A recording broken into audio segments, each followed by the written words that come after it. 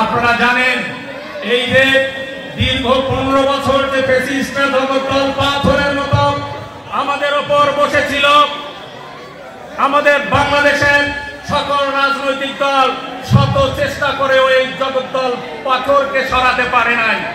কিন্তু আল্লাহ রাব্বুল আলামিন কুদরতিভাবে আমাদের সন্তানদেরকে আমাদের সামনে পাঠিয়ে দিয়েছেন, ঠিক না ঠিক?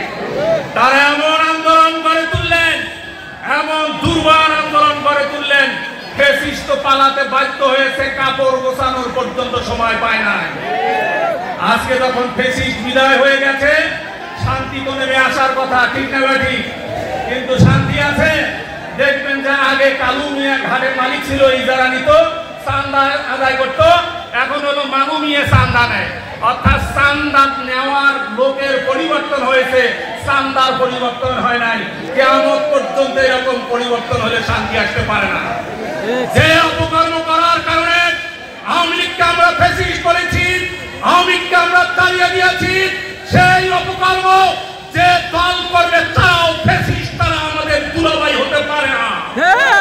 ইসলামী আন্দোলন বাংলাদেশ তাদের গলার কাটা হিসাবে দাঁড়িয়ে থাকবে ইনশাআল্লাহ। আপনারা সাথে থাকবেন, পাশে থাকবেন। মেহনতি মানুষের অধিকার প্রতিষ্ঠার সংগ্রামে ইসলামী আন্দোলন বাংলাদেশ সদা প্রস্তুত থাকবে ইনশাআল্লাহ।